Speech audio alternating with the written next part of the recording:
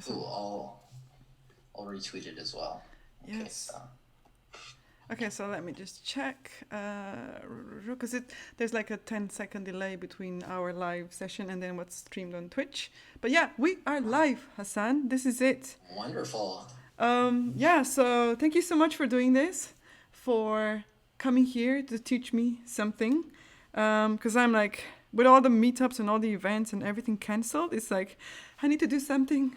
I need to still meet people and I still need to learn stuff. Absolutely. Yeah, so this is like really, really cool. No, thank you for having me. This is great. Very excited. Yeah, so maybe let's just start with maybe if you could share like who you are and what you do. Yeah, just basic stuff.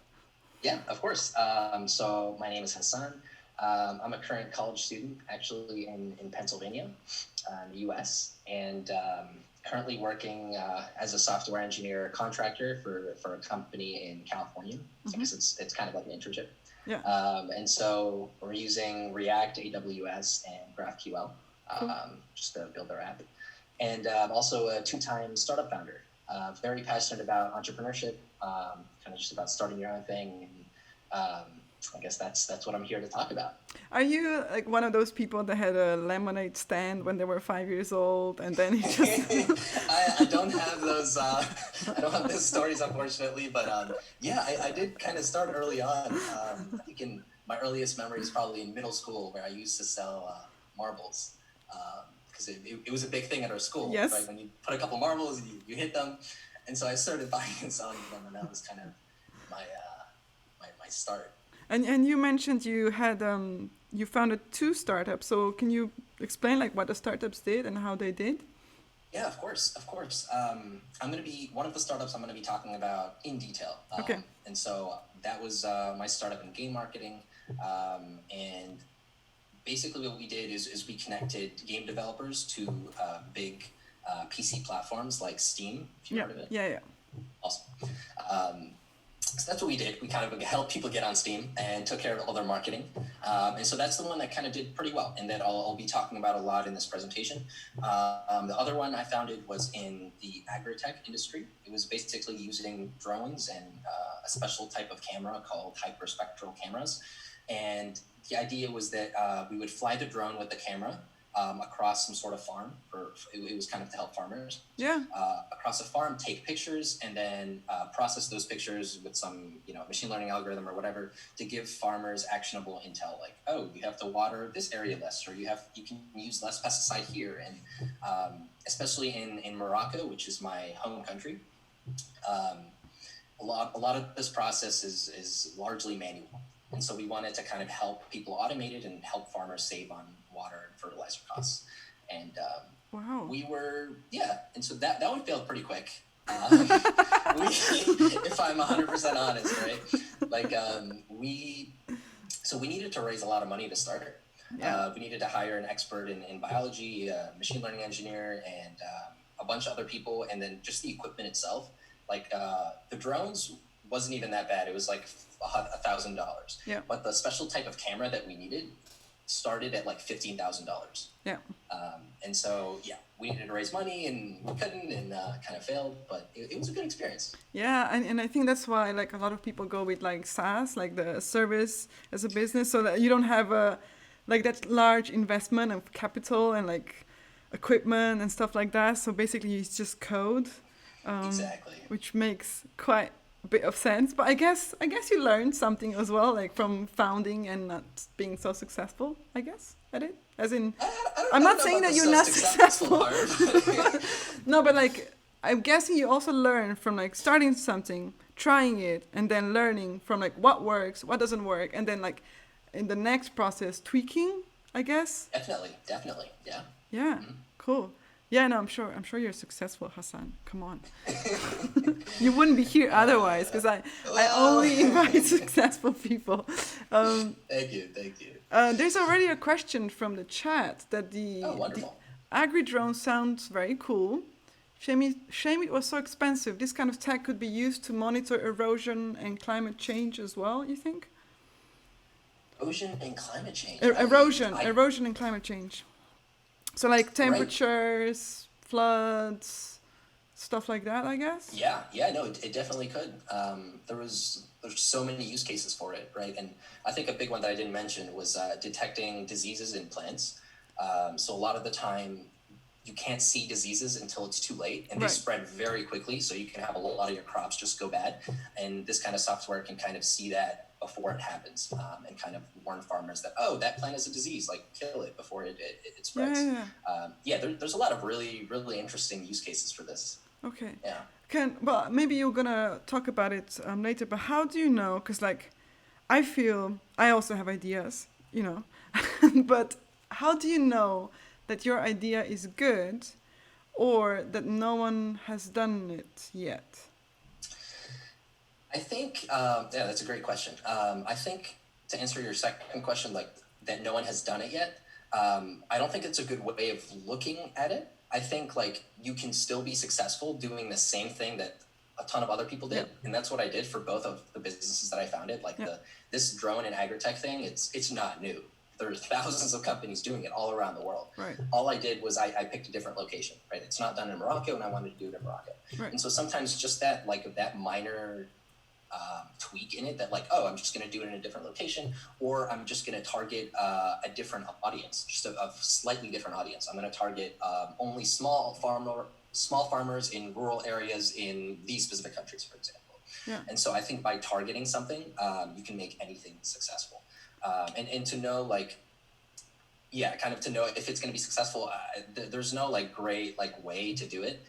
Obviously, you should do your own market research, make sure that it's viable. And I think the number one way to do that is to talk to your prospective clients, right? If you're trying to build something for farmers, you go and you try to get on the phone with a few farmers and say, hey, if I had this product, would you use it? And if not, why? And then kind of tweak your product that way. And through trial and error, you'll know like, okay, this works, or no, I'm going to go try something else. So you're kind of like wearing two hats, right? Like you are software engineer by day and then a startup founder by night.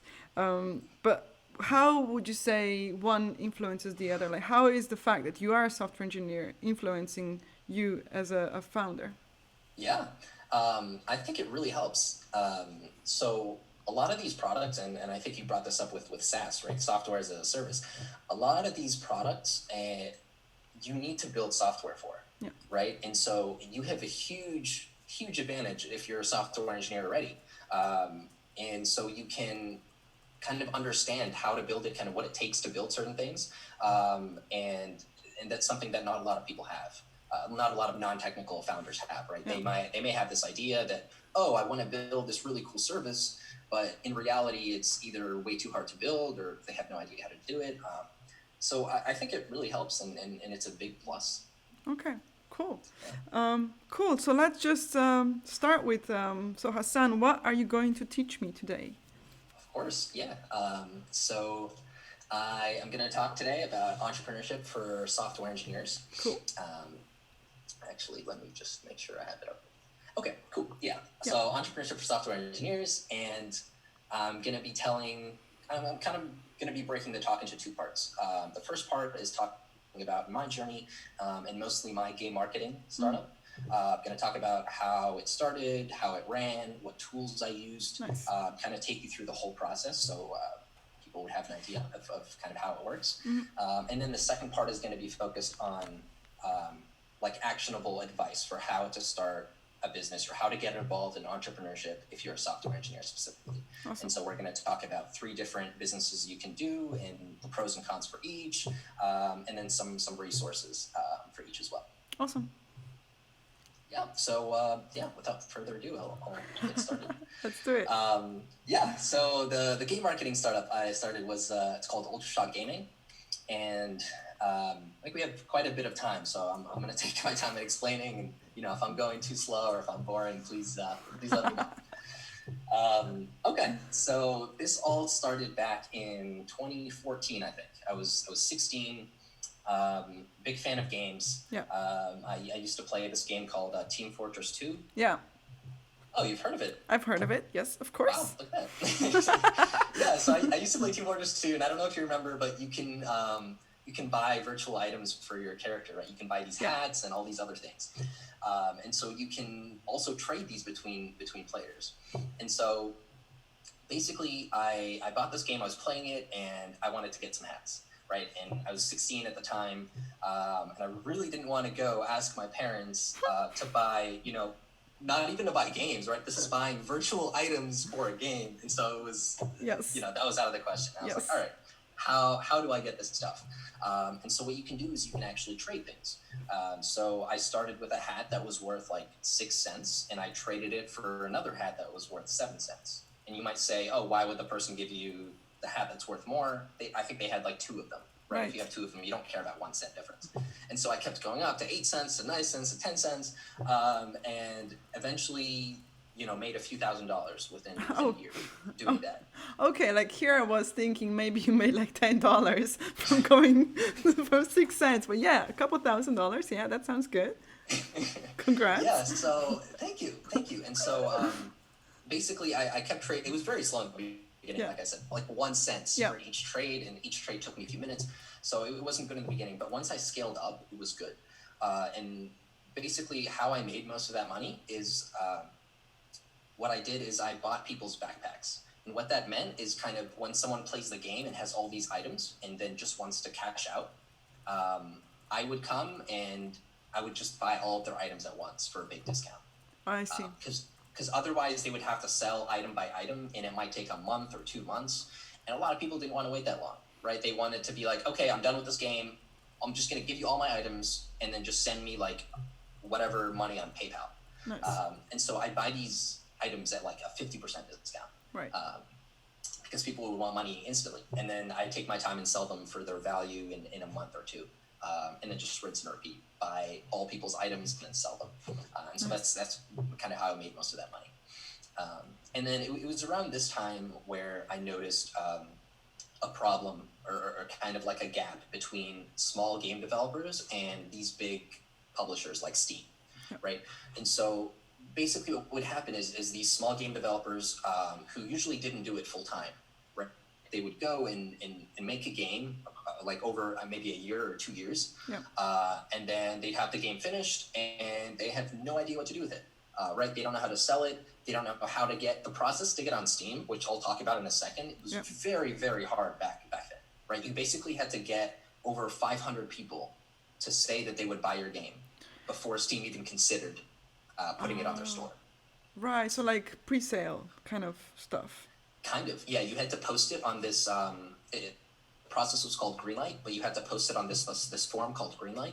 And people had to literally go. Over 500 people had to vote and say, yes, I would buy this game if it was on Steam. Wow. Which is very, very hard to do, right? As like it's and even if the game is good, that's hard to do. Yeah, and like especially if you're new and you don't have audience or like people that you can like have 50,000 followers, so you can send them and please guys like click.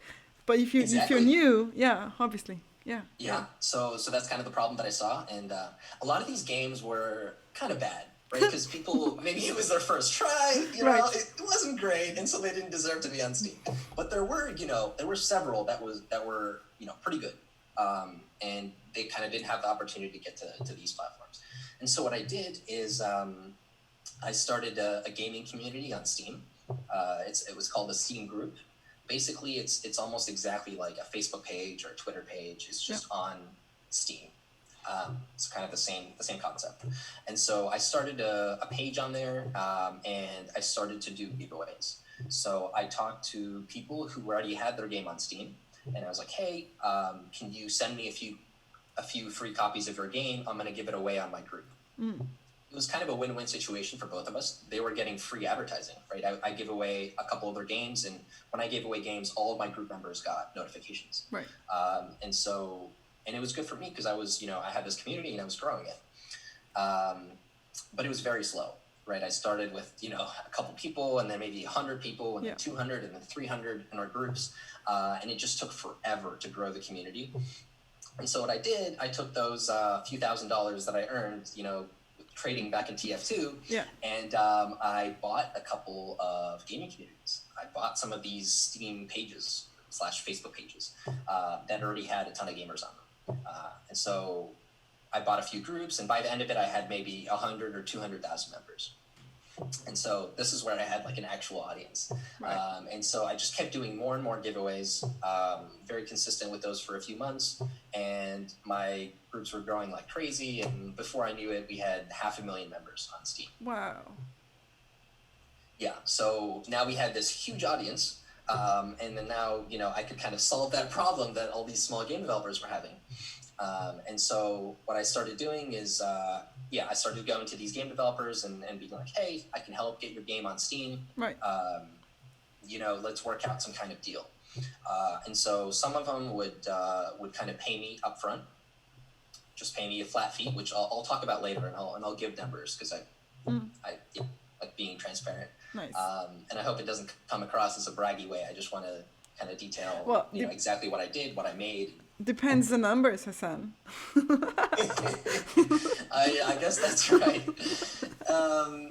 Sorry. By the way, I think like you're maybe slapping the desk when you talk.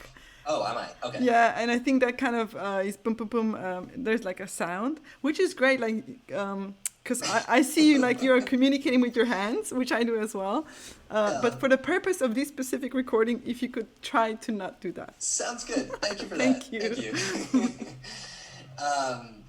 So now I had this big community. Yeah. And I started, charging these game developers. I started doing sponsored posts, which I'll talk about in the next slide. Yeah.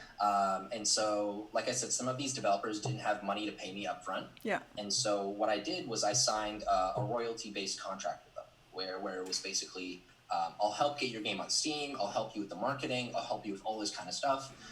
And in exchange, you can give me, 15% of your profits or 20% of the profits that your game makes. So how would I, as a new game developer, know that you are for real? Like, how would I know that you will bring the results?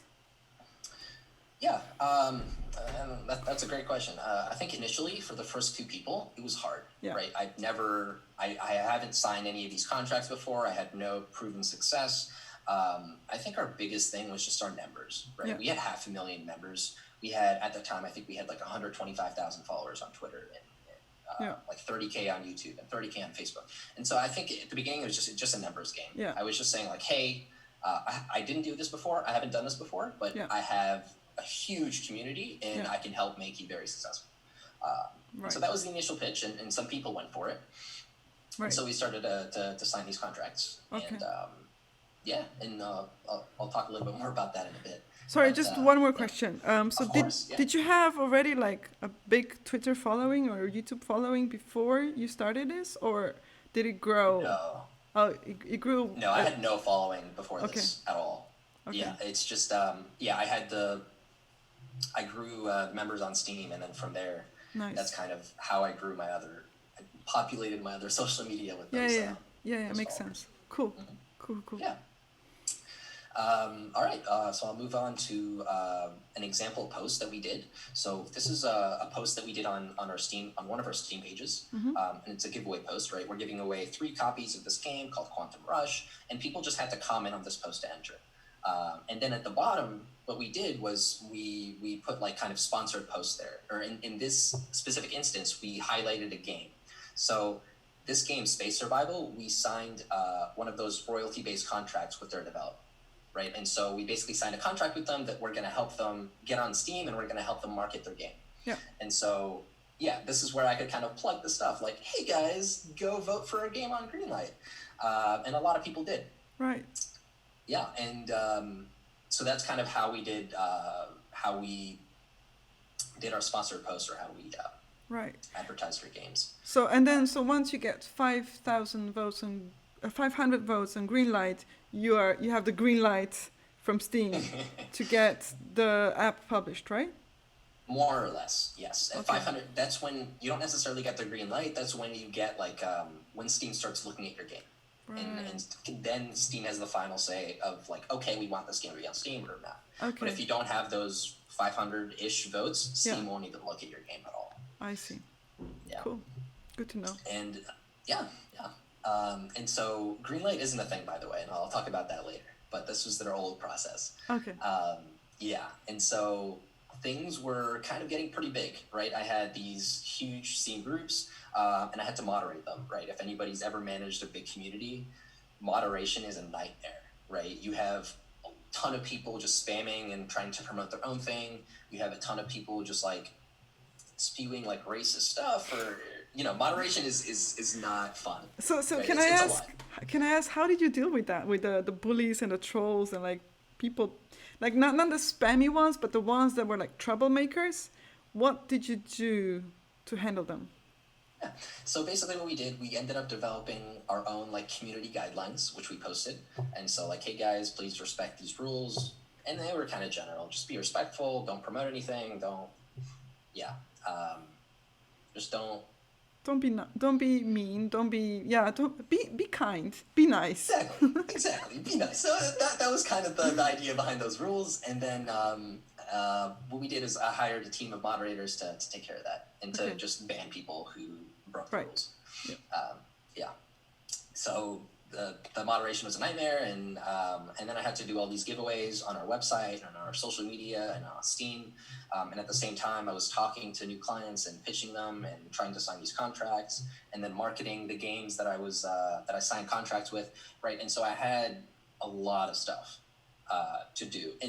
And by the way, this was back in high school. Yeah. So I was also going to school. So that was a thing. Yeah, so things were getting very big.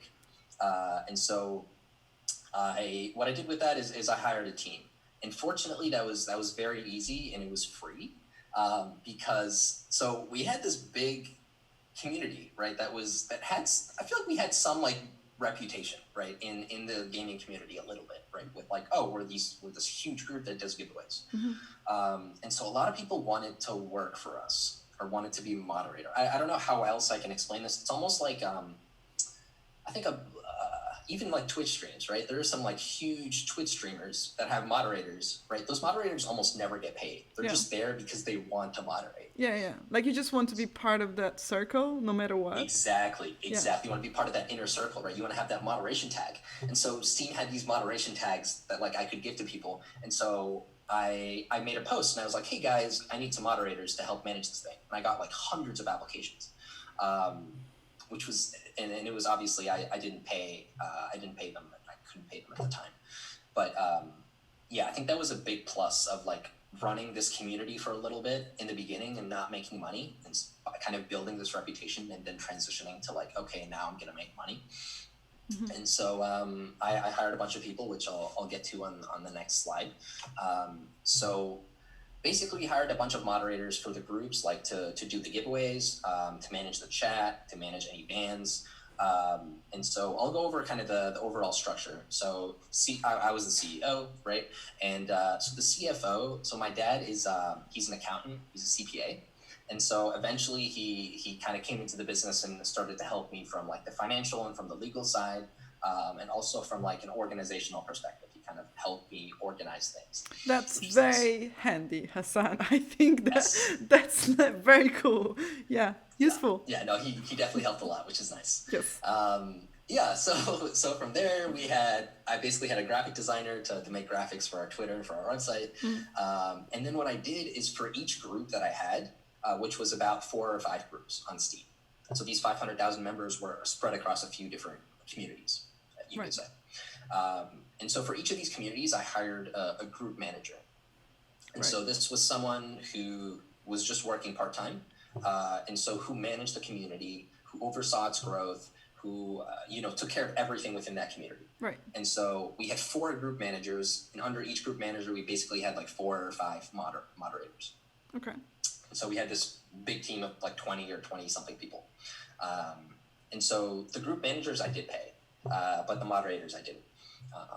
And so they would get they would get perks like getting free games and other stuff like that, but they weren't actually paid. And so this was kind of our business model. And it was actually kind of cool because so each group had their own, group manager and moderators, right? And you had these 4 groups. And they could kind of do their own thing, right? I kind of gave them autonomy to do giveaways however they wanted, but just under the brand that I had, right? Under the Ultrashot Gaming brand, under my company brand. Right. And so each one would approach things differently or tried to contact clients and try to give away games. And it was kind of cool. And at one point, some of them were competing with each other to get certain people in kind of like healthy competition. Right. And so that was kind of the overall organizational structure. And that really enabled me to focus on just growing the business, pitching clients, signing these royalty-based contracts, talking with big gaming companies for advertisements, that kind of stuff. The stuff that I wanted to focus on. Can I ask you a couple of questions? So, of course, here you were in high school, right? So, how did you approach all these big companies or big gamers or big brands? Like, as a high schooler, how do you get, like, why would people listen to you, or how do you get their attention? So step number one is you don't tell people you're in high school. So I just approached it to like, hey, I'm this guy and I run this gaming company. Yeah. That's it. I have like 1 or 2 years of experience like on Steam, just like running this thing. And so I think I just didn't talk about my background a lot. Right. And like, here are my numbers. I have these followers, this group. Nobody cared about my age. Nobody asked. Yeah. I think it was real. And how did you, like, how many hours a day would you spend on this? Like, besides school and schoolwork, like how much time would you have to run the business? A lot. I spent all of my free time doing this. Like literally all of my free time. Like I'd go to school from maybe 8 a.m. to 5 p.m. Right. And then pretty much 5 p.m. to midnight or 5 p.m. to 1 a.m. I'd run this business. Wow. And on the weekends, it would be 12-hour days on the weekends. Because there's so much that needed to be done so I wow. spent close to 40 hours a week on it. Yeah, like a full-time job. A full-time job on top of full-time school. Wow. It was a lot, but I think it was just so exciting to me, and I was so passionate about this industry and solving this problem that I could do that. Like right now, I could never, unless, obviously I felt the same way about it, unless I felt super, super passionate. I could never spend, 40 hours outside of school just doing this thing. And were you still able to, like, to be good at school? Because I imagine you were quite tired and, like, stretched thin and...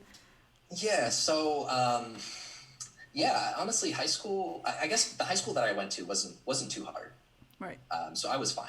I just... it didn't have a lot of work outside of school. I try to get most of my homework done in school, like during lunch, in between periods, just kind of try to do as much as I can. But yeah, my high school wasn't too hard. Right. Okay. So it was manageable. Wow. Okay. Cool. Impressive. Okay. Thank Go you. on. Thank you. Thanks. So that's kind of the team, and now I'll talk about our revenue streams, or basically how we made money. Mm-hmm. So the first one, which I touched upon a lot, was helping developers get their game on Steam. And so this one kind of had 2 different avenues, right? Number one, we signed those royalty-based contracts with developers that couldn't pay upfront, right? And so basically we'd help them get their game on Steam. We'd take care of all their marketing. We have some beta testers as well, which would test their game and find any bugs. Yeah. We had someone who would make like a really nice trailer for them. We had someone who would do their copywriting on Steam, basically write their Steam store page just to make it as attractive as possible. So we had that deal, right? And usually we took like 20 or 25% of the game profits in exchange for that. But then we had some other small studios that just wanted to get their game on Steam, but they didn't want to give us any of their profits. And they had some money to pay. Right. And so they just kind of pay us a flat fee. Usually it was between $400 and $800 per deal. So for so if you wanted to get your game on Greenlight, you'd have to pay us somewhere around that amount, and we'd help you do that. Cool. The royalty-based contracts, as far as like how much money we made from them, it just really depended on how the game did. There were some games that like did horribly and barely made us any money. So we spent a lot of time marketing and doing all this stuff and then didn't get a lot. And there were other games that did pretty well, right? And made us like more than we were expecting. So I think, go ahead. Would you be able to say like a number of like 100 games? How many would be really successful? How many would be complete disasters? How many were like, meh? All right. So we worked with probably 20 games or 25 games, let's say, total.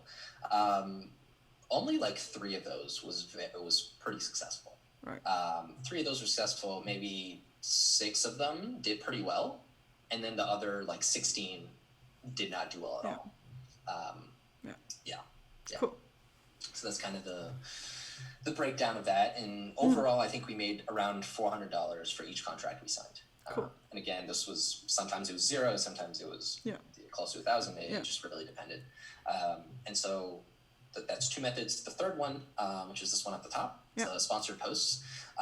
So that's where actually we got most of our revenue. We got 80% of our revenue coming from this source, sponsored posts and promotions. And so this is where big companies would come and pay us to promote their product or promote their service. So I'm going to go back to that slide where I did the sponsored giveaway post. So we kept doing these giveaways, right? These free giveaways. And at the bottom where you can see green light showcase, that's where we promoted these company products or company, like the website. Right. And so that's where we made a lot of our money. So like I said, between $200 and $2,000 per deal. And so, and I guess I'll show an example of this in the next slide, but we basically use this giveaway software called Gleam. Not sure if you've heard of it. It's not too well known, but yeah, so Gleam is basically a software that allows you to, it allows people to enter through different things like following, right? So we could say, okay, to enter this giveaway, you have to go follow these people on Twitter or follow or visit their company website and so that did kind of well. And, you know, these bigger companies had money to give, and so they'd give money for this advertising. And our last one was actually Twitch. So we started a Twitch channel, right? Because we had a lot of people, and we were like, why not? And we interviewed a few streamers who already had their own stream, and just to come on and to stream on ours for like 2 times a week, I think. And it turned out to be great. Yeah. So unfortunately we did this towards the end of like me running the company, so we didn't get to do it for that long, but it was very successful.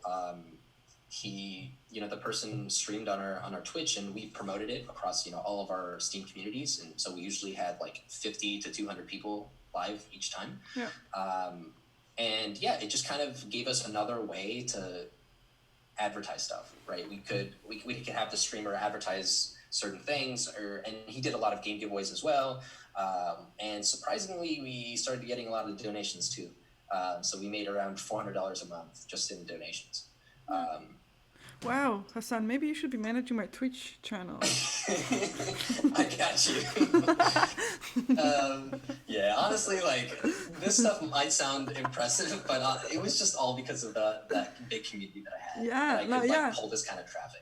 Totally, like, it sounds like once you have the numbers, like the support or like the ear of that many people, then everyone kind of treats you seriously. You have a social proof, and then also you just have more avenues of like doing, like, because you were basically, like you said, like 80% was promotions, whereas like the other, because I would expect the first thing, like your main product being to get the developers their game on Steam, like I would expect that to be the main source of income, but it turns out it's promotions, which is like, did you expect that when you started? No, not at all. Like you said, that's how we marketed ourselves, right? We're a game marketing company for small developers, but a bigger gaming company reached out to us called GameFlip. They have like a gaming marketplace. They reached out to us to do a sponsored post, and yeah, that's when I was like, wow, this is going to be making me a lot more money than the games developing contracts. And so it was very unexpected. So Nareen from chat says that your outreach model is lit. Thank you, Nareen. Very nice. Okay, cool. Yeah. Yeah. So like for Twitch, right? We didn't have a Twitch channel, and within the space of a week, right, we made a Twitch channel. We had our graphic designer make all these graphics, and then we posted them on all of our groups and told people to go follow. And within a few weeks, we had like 19,000 followers on Twitch. Wow. So I think like that's the power of like having like a big community or a big following on one platform. Yeah. It can translate over to a lot of things. Yeah. And so so we did giveaways on our Steam communities, on our Twitch, on our Twitter. So these are some giveaways we did on Twitter. One of them, as you can see the link, it says Gleam. So one of them was Gleam, and the other one was on our website. Wow. Yeah, That's so a these are lot just of retweets. yeah. So the retweets were actually through Gleam as well. So on Gleam, we told people to enter the giveaway. You have to retweet this tweet. Yeah. Or one of the ways to enter is to retweet the tweet. So that's yeah. So Gleam was kind of cool because you could kind of make people do certain things or follow certain people, and so it was kind of a cool way to channel our huge following into advertising or into promoting different things. Sorry, how long did it take you to grow to what 500,000? Like how long from starting to that number? How long did it take you? So, like I said, I did invest a few $1,000s in Yeah. buying some communities. Right. So I didn't start from zero. I Yeah. basically started from 200 or 300,000. Okay. But to get from there to like 500,000, it took maybe 4 months, 4 or 5 months. Nice. But this is 4 months of very consistent like giveaways, like 2 times a day, Yeah. every single day, posting on like all of our social media. And so, yeah, I think consistency is like it's crazy that. We have a question like what was your audience, like what was the age group? Was it, I don't know, like teenagers, adults, like what was the main audience, and I guess like in terms of purchasing power as well? Okay, yeah. So that was a big problem that we had actually, the purchasing power of our audience, because we started off as a giveaway community, right? People joined our group just to receive free games, right? These people weren't joining our group to buy other stuff. And so that's a problem that we struggled with in the beginning, where we had this huge following, but we couldn't get anybody to buy anything, right? Because like a lot of them would be teens and a lot of people that joined our group just didn't want to buy stuff. Right. Right, because you joined the group to get free stuff. Right? Exactly. You join the group to get free stuff, so you're not exactly buying other stuff. Yeah. And so we struggled with that in the beginning. That was like the first contract we signed with a developer. Like I thought we were going to do insane in sales and everything. And then we posted it in our group, and it turns out nobody wanted to buy it. Just because, nobody wanted to buy things. And so, there wasn't an easy fix for that. We just kept like trying to grow more and trying to get people in other ways than like, oh, hey, come get a free game. We were more like, oh, hey, we're like a gaming community and we do other stuff. And so we were trying to get people with more purchasing power to join the group. But to answer your question about the demographics, I don't have exact numbers, but it was probably like 15 to 25. Yeah. It was more concentrated on teenagers. Yeah. Cool. Yeah. Cool. So I'll talk about a couple of tools I used to run the business. I mentioned Gleam a lot. That was our main like giveaway software. And it was, I think it was a paid like $10 a month subscription, but it was very worth it. Number 2 was Bitrix24. This is like a CRM. It's kind of like Salesforce.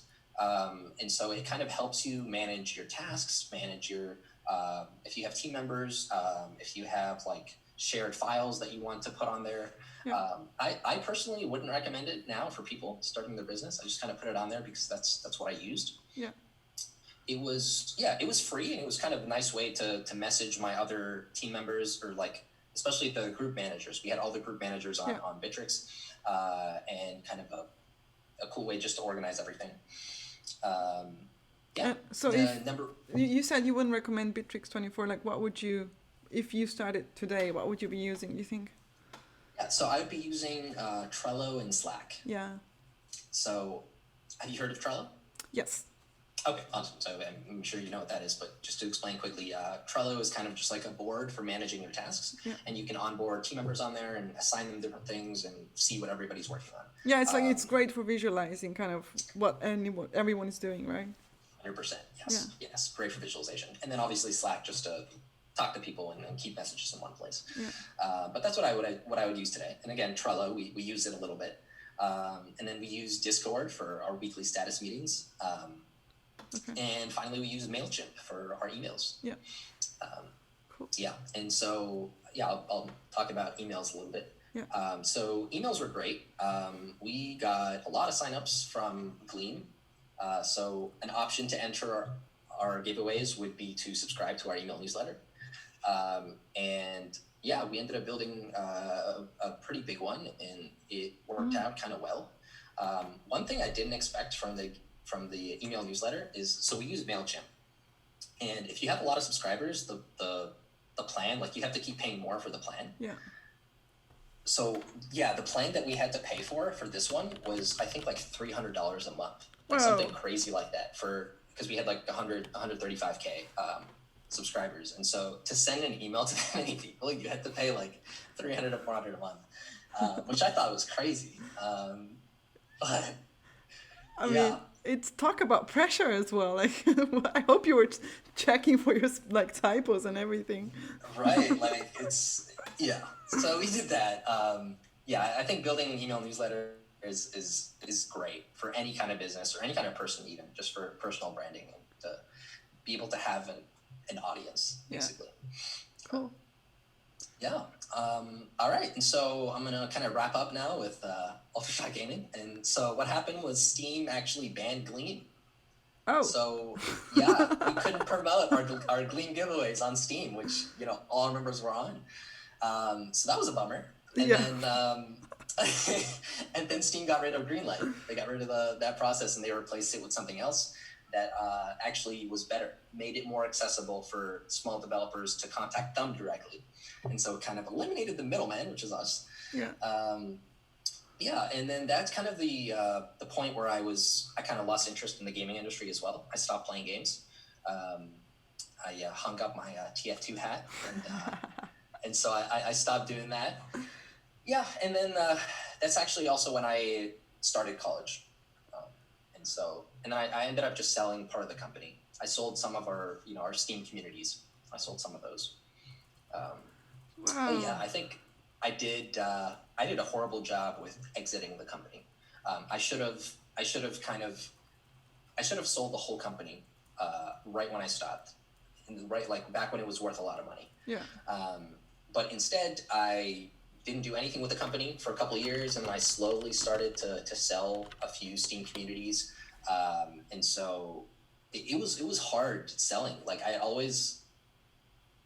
spent so much time and energy for like 2 years running this thing. Yeah. It was kind of like my little baby, right? I didn't want to get rid of it. Yeah. And so that's kind of the feeling that stopped me from selling it. And I ended up keeping it for a few more years and not doing anything with it, just keeping it like inactive for a few years. Right. It lost like a ton of its value, because we were very active, and I think we lost close to half of our followers on all of our social media. And then everything was just, yeah. Wow. So, but how, because like it's very difficult to know, like obviously now looking back, right, you can say, yeah, that was the best time to sell, I should have sold then. But once you're riding that wave, right, you're like, no, we can go higher, we can do more, it can be better. So, like, what would you give, if you could, okay, if you could call yourself back in the past and convince yourself to sell it, like what would you say? Like how would you convince yourself, like this is it, stop it? That's a good question. Honestly, I'd ask myself if I saw myself running this for the next year or for the next 2 years. I would ask myself that single question, and if the answer to that question was no, sell immediately. That's what I would tell my previous self. But like it wasn't that I didn't sell it at that specific time. I didn't sell it for like a few years after as well. I just kind of kept it there for 2 or 3 years, which was not great. But I guess you live and you learn. I came to college, and the truth is I became kind of lazy. I was, back in high school, I was doing all this stuff and running my business and going to school and all this. And then I came to college, and I don't know. I don't know if I was just like burnt out or probably. I think maybe, but for the first like 2-ish years of college, 2-3 years of college, I didn't do much. I just kind of went to classes and chilled. And I guess one thing I did do was kind of choose my major. And so I ended up in software engineering, which is nice. But and so as well, move on. Just some key takeaways. If you watch the last 40 minutes, I think the biggest thing is that like anybody can do it, right? If some like random high school student who I was in Morocco and Africa at the time as well, and I had my own challenges, and the internet kept going off, and all this crazy stuff. But I think, yeah, that's the biggest takeaway. I mean, by far. okay. Like anybody. Hassan, you say anyone can do it. When I was in high school, like I would not be able to run a business. Like I was just too sad about, It's like I think it's not like your drive and your enthusiasm. It's like not everyone has that. I mean, I think so. I didn't have it when I was in high school. I definitely didn't think that I could, run a business. So that is quite special, I think. Thank you. I appreciate you saying that, but I think what I mean when I say anybody can do it, I feel like anybody has the potential to do it. Right? It doesn't mean that everybody should do it. Yes. But I think everybody has the potential Yeah. to do it, which is a really cool thing to have in mind, right? Like I have the potential to start a huge business or to make this big impact or to do Yeah. whatever it is. And I didn't think of that before, right? I wasn't like, okay, I'm going to start this business. Back in high school, it was just like an opportunity. This is my second point, right? An opportunity just came along that I saw, and I just took advantage of it, and was like, okay, I'm gonna try to figure this thing out. Number 3, I think creating your own path. Just don't listen to too many people. A lot of people, when I started out, even like close friends and family members, were telling me to like stop wasting my time with this because I was spending literally all my time on it. All right. And so, they were telling me like, yo, stop wasting your time on this. Like, it's not going to go anywhere. Like, you're just this high school kid in like Africa. Like, what are you doing? Like, you're in over your head. And it was like, it was hard hearing this from all these like close friends and family members and stuff. And so, and a lot of people were like, no, like the way to become an entrepreneur is that you have to go to college and you have to major in like business, and then you have to read these 10 books, then you have to listen to these podcasts, then you have to, I think it's very important to just make your own path. You don't have to do any of that. You don't have to read books. You don't have to go to college. Like you just try to do something. And I think if you have enough passion for what you do or enough like motivation to do it consistently, then you're gonna do great. And that was my last point, I guess. Be passionate about what you do. So that kind of wraps up part 1 of the presentation. Okay. So someone's asking which country is Morocco, right? Is where you're from. Morocco, Narine. Cool. Yes.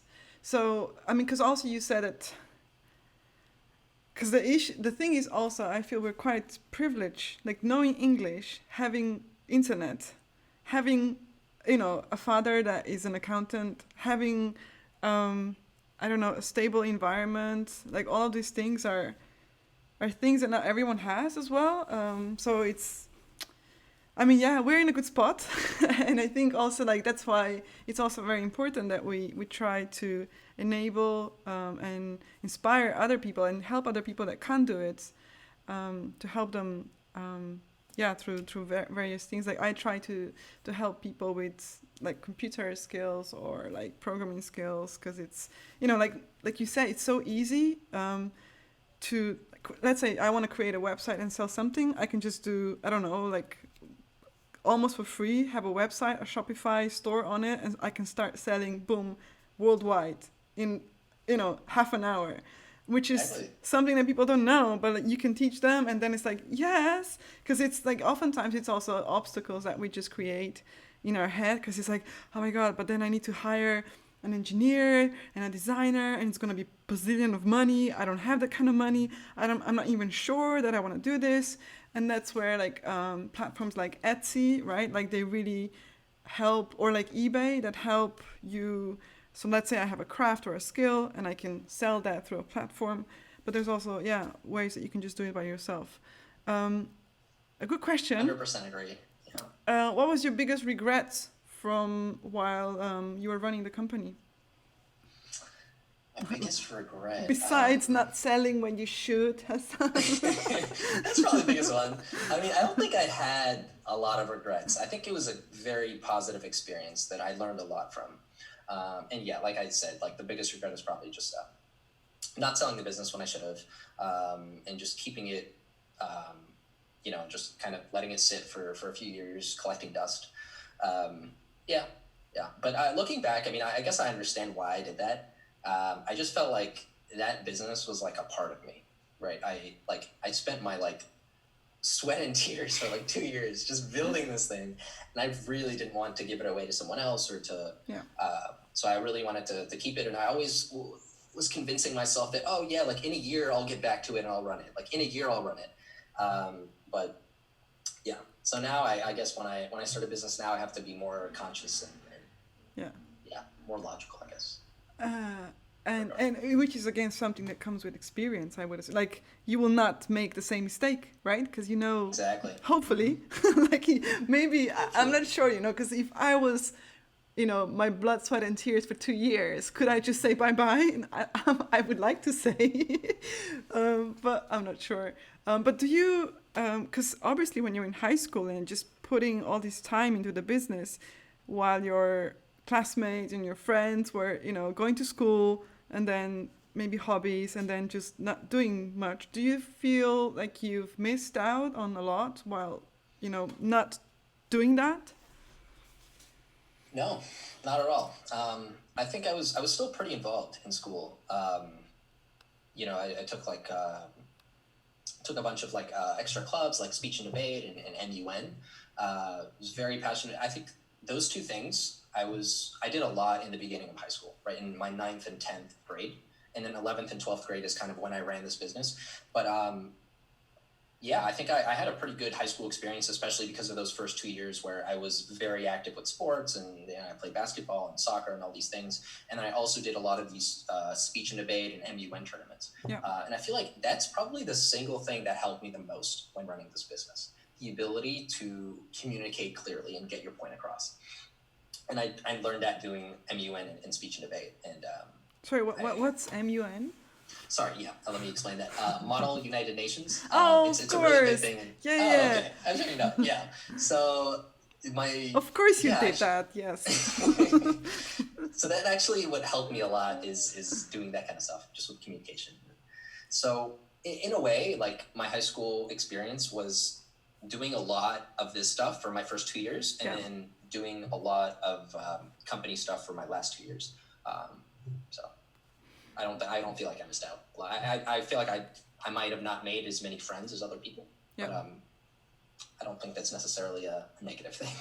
Yeah, no, it's I think it's quite a mature way of looking at things.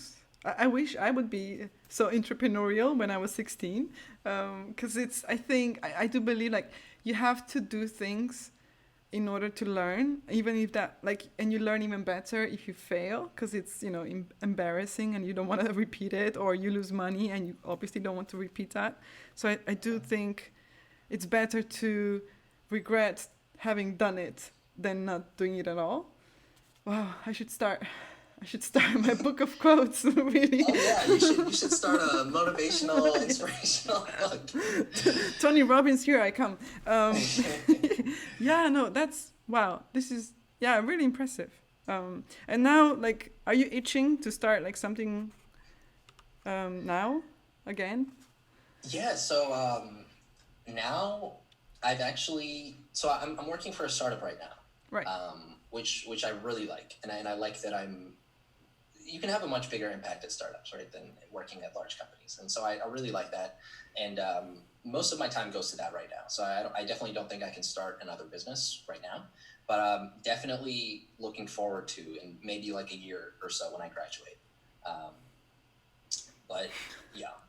It's just I can't believe you say things like, I was so lazy, but then it's I'm in college, but also working for a startup, and also Well, I mean, I'm only taking one class right now. It's not, okay. I see your definition of lazy is a bit different from mine. Man. Oh, no, it's good. It's good. It's good as long as you do have proper naps or something. No, I sleep. Trust me, sleep is very important. I sleep. I do. Okay. Yeah. Yeah. Any other questions or comments? So there was another question about the timing of selling. Was that missing out on the money, or because was the timing of selling about missing out on the money, or because it was a viable community that faded away when you moved on? And I think you answered that just kind of lots of different factors of Gleam and Greenlight and you losing your interest. So sorry, No, no, you're fine. Go ahead. I was listening, Hassan. So, Wow. and few pointers: stable environment, striving community, passion to learn and grow, potential time to spend on it, lots of motivation to search ideas and work on it when no one has done it before. So that is a good recipe, Nareen, for success. I think, yeah, more of us should be try to be not as, because it's very, I don't know, like, so I worked as a, and I work as for a startup as well at the moment. But before that, I was self-employed, meaning that I was in charge of, so not having a company, but I just had a company of one, right? And I found it after a while really tiring because it was so, like, I had a skill, but I spent most of my time marketing and selling and customer queries and invoicing and like looking for more customers, or like not doing the work but doing everything around it. And it was all about, I can't take days off because then, you miss on opportunities. I would always be checking in and emails and like, just in case, what if someone is writing to me right now and I have to do it? So right now that I work full time for a company, I find it so like, just maybe it's just me recharging, but it just feels good that and like you said, like, a startup is a good place to still have a lot of say in decisions because it's so small, but it's at the same time quite good that you have already a team of people working for the same goal, and that you don't have to worry, like you can focus on the work, on engineering, and the rest of the stuff is like taken care of for you. So yeah, that's kind of like, I think, two different mindsets, two different modes of working. But I think for me at least, it's more about maybe doing one for a while and then I get tired, or I feel, maybe I could run a company better, or I have this idea that no one, or like you said, like maybe just finding your niche and your location, or like your customers locally. Yeah. Yeah, no, I definitely agree with that. And like you said, especially if you're a one-man team, you feel like you can't take days off. Yeah. And so that's why I feel like it's like freelancing is awesome, but it's not good in that regard, where you always have to do stuff. But I think a cool step to do, and what some people did, which I'll talk about in a little bit, is they went from freelancing to having their own like web agency. Right, where they could, they had other team members now, and they could, other people could take care of the marketing, and they could only do, what they wanted to do, or they could take a week off, and the business wouldn't burn to the ground because there were other people managing it. And so I think it's really cool to make that transition from freelancer to like agency, or where you have a few other people at least that are working for you, where you can. It's not healthy to not take any days off, right? It's like you need to breathe every once in a while. Yeah. Okay, so let's move on to the next bit then, the web agency. Sure. Of course, yeah. So part 2, as I mentioned, is how to start a business as a software engineer. I'm going to be talking about kind of the 3 main options, and then just talking about them a little bit more in detail and giving some resources for each. Cool. Yeah, so our first option is freelancing and / starting a web agency. So we'll talk about that a little bit. So before I start, I want to highlight a couple people actually, and you might recognize some of these names because they're in our Twitter developer community. I had Kelly on a couple of weeks ago. Oh wow! Look at that. Yeah. Wow, that's awesome. So the first person is Kyle Prinsloo. His kind of whole mission is to help web developers freelance. And he runs a podcast, and he has some really cool resources. He has a course and he has an ebook on how to freelance as a web developer. So that's his Twitter handle if any of you want to check him out.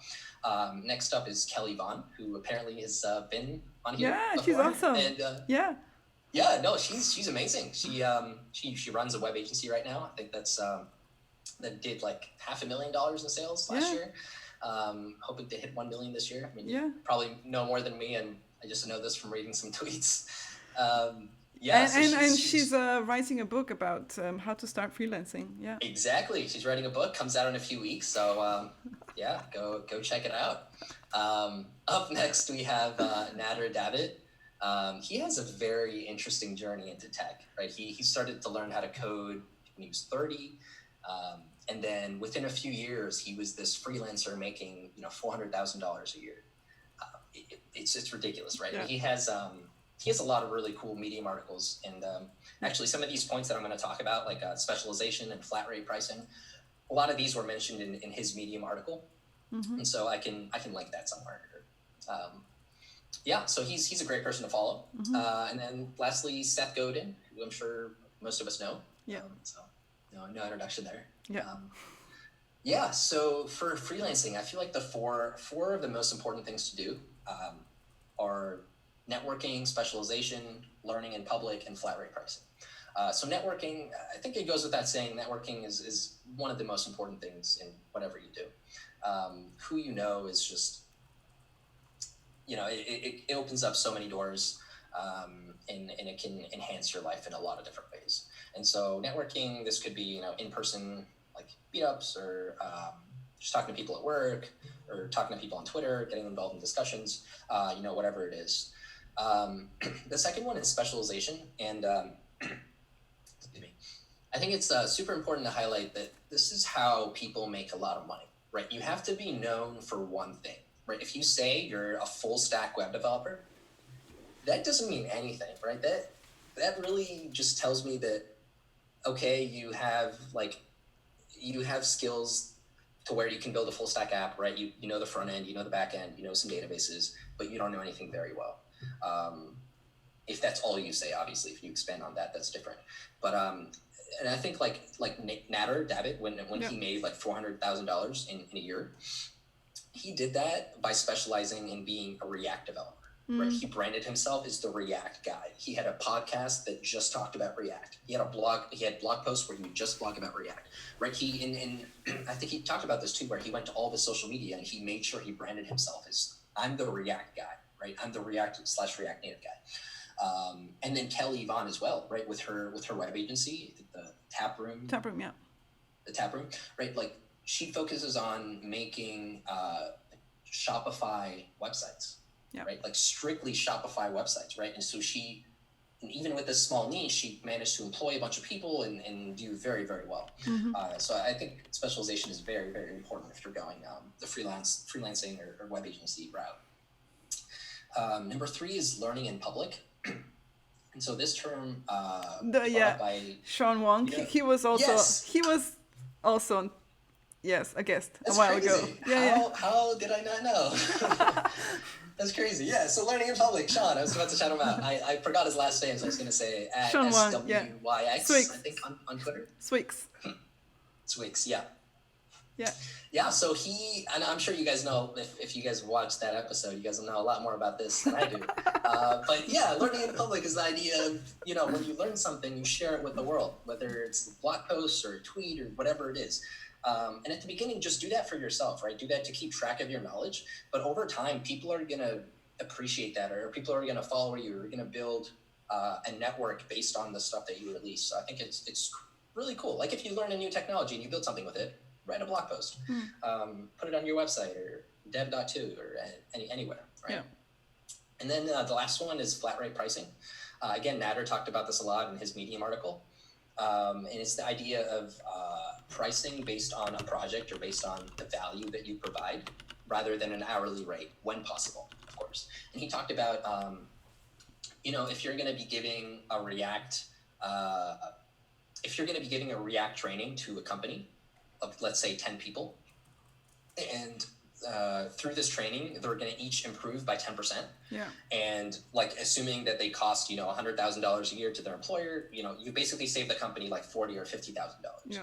And so through this, you could say, okay, I'm going to charge 10% of that, which is $4,000 or $5,000 for like a 2-day workshop. Yeah. Right. And so that ends up being, a ton of money. Yeah. And so he talked about how sometimes he could charge $2,500 an hour using this flat rate pricing, where he could never do that if he was doing hourly. So yeah, just a couple things I wanted to highlight if you want to go the freelancing way, maybe the web agency way as well. So it's a pretty cool thing. And like you said, you said you had some experience doing this as well, Eva, right? Yeah, so I definitely did all the mistakes of having an hourly rate, which is never a good idea because, like I said, you do the work, but then there's so much more work around doing that, like getting the customer, getting responding to all the customer queries, all that stuff that you don't charge for. That at the end of the day, it's like a lot of work and not that much money. So I definitely think, but I don't know, like it's tricky because I feel like it's also you need to have a right mindset to say like, okay, I'm gonna be saving the company, I don't know, $100,000, therefore I can charge this. To be able to have that kind of mindset, yes, you need to have the experience, but also a lot of confidence, which is sometimes tricky, especially sometimes for women in tech is a little bit difficult, or like for me, because I also learned how to program when I started learning when I was 30, and it's again you face quite a lot of obstacles. So if you don't have that kind of confidence, I feel it's quite tricky. And sometimes also you need, besides the confidence, you need to know the right people, you need to be in the right spot, you need to be, I don't know, speaking perfect English, have the right internet, be in the right time zone, all these things are factors. And although like these people are really successful, there's behind them a lot more that are not, you know, like they're just average, or like, or people that just like, so for me, it's a lot, it's just going to work, doing the 8 hours, having a decent salary, and then, you know, then I can chill. Even though normally I don't, because that's why we're here on Twitch. Exactly, you're doing all this stuff. But yeah, no, I also like totally the learning public stuff. That's why I talked to Sean about that as well, because you learn faster. You also get a community around it because people like to follow you, or like everyone likes to read, like sometimes even more than doing the actual work, you know, you want to read about doing the work. So then you get a lot of people in the community, which is great because then you can share and learn and resource. It's like having a shortcut. And also I always tell people that are beginners to have like a blog or a website or a portfolio where even if they're right at the beginning of the journey, to start pushing their stuff out, because that also helps them.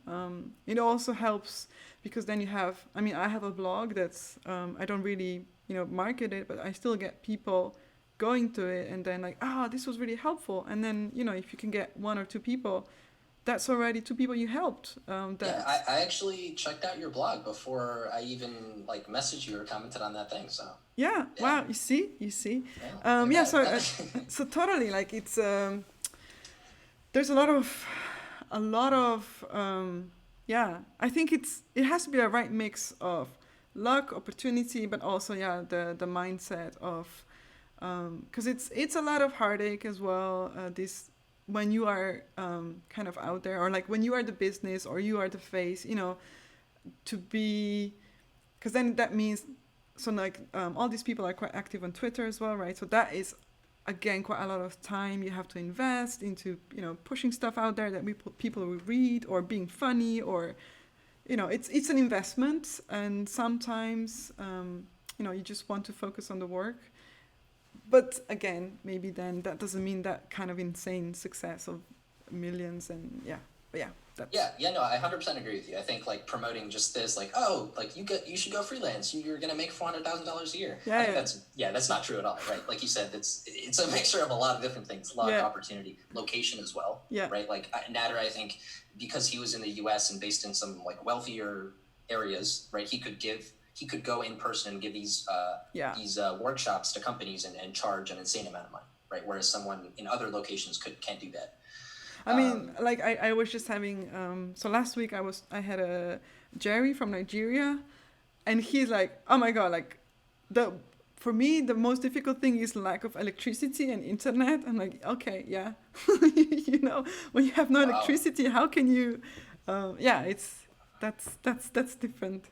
Sorry, let's go on. No, that's great. Thank you for sharing. Yeah. Okay, so we'll move on to option 2, which is becoming like a technical co-founder or joining a startup as a CTO. So I think the reality is that everybody's looking for technical co-founders, right? A lot of people have ideas, and a lot of these people are not technical. They can't build anything. They just have the idea and want to see where it goes. And so I think that's a really good opportunity, especially for software developers to explore. Like know that you're in demand, right? And you can go And I listed some places to check out. Like Co-Founders Lab is where a lot of people go. If you're looking for a co-founder, you make a profile, and so you'll find a ton of people on there that want a technical co-founder and that sometimes have already developed a business and partially built a product, which is awesome. AngelList is a great one as well. Indie Hackers, LinkedIn.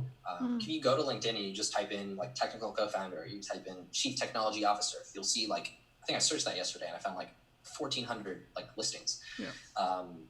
So I think it's a cool opportunity that you can explore, right? Instead of starting your own, like instead of freelancing or starting your own business from scratch, you can go and join a business that's still in the very, very early stage and still be classified as like a founder or a CTO. So this is definitely an option. Yeah. Do you have any thoughts? I think for me, I just feel I would need some experience to be able, because then you are the tech person in charge, right? So, and like oftentimes you make decisions that then influence like a lot of stuff. Let's say I decide I'm going to use Ruby or React or I don't know, something. So that is quite a big decision to make, that then if you don't have a good understanding of where the business is going or what could, what kind of technologies you need to have so that you don't spend a lot of time refactoring or changing in the future. I think I would say that it requires a little bit of experience and like insight in, let's say I'm building this type of business, therefore I should be checking out these options. And not, because for me, I'll be like, I'm good at React, so I guess I'll just use React, which again is a viable option, right? Because sometimes then it's good not to be complicating too much and just focus on pushing something out instead, right? Like validate that this is actually a good idea, but you can't validate, even if it's a perfect product, if you're 18 months too late to the market, then, you're too late. So yeah, sometimes maybe it's better just to push it. Yeah, and I 100% agree. Like, I feel like a lot of people have the misconception that, I need like 5 or 10 years of experience in coding to be like a co-founder, to be a CTO. Because like you said, influencing all these decisions and all this other stuff. But I think like, if you have like a year of experience and you know what you're doing, apply. Like a lot of people would be more than happy to have you if you know how to build something. And a lot of these people, especially startups, a lot of these people, they're just looking for someone to build a version 1 of the product, right? Yeah. Build like a minimum viable product. Yeah. Like you said, right? It's they're not looking for like the most optimized app with the best technology possible and all this stuff. They're just looking to push something out the door. Yeah. And even like the startup that I'm working for right now, they basically got together and made this app that was horrible. But they made it really, really fast because they wanted to test out the proof of concept. Yeah. And so what the app basically is that it's used at like live festivals, and it's basically a web app where all of the vendors are on, right? So let's say you're going to, whatever, Coachella or whatever, right? You're going to this event. You have this central location, central website you can go to order any food from that event. Yeah. And so all of like the food trucks and restaurants at that place are onboarded on the app already, and so you can go and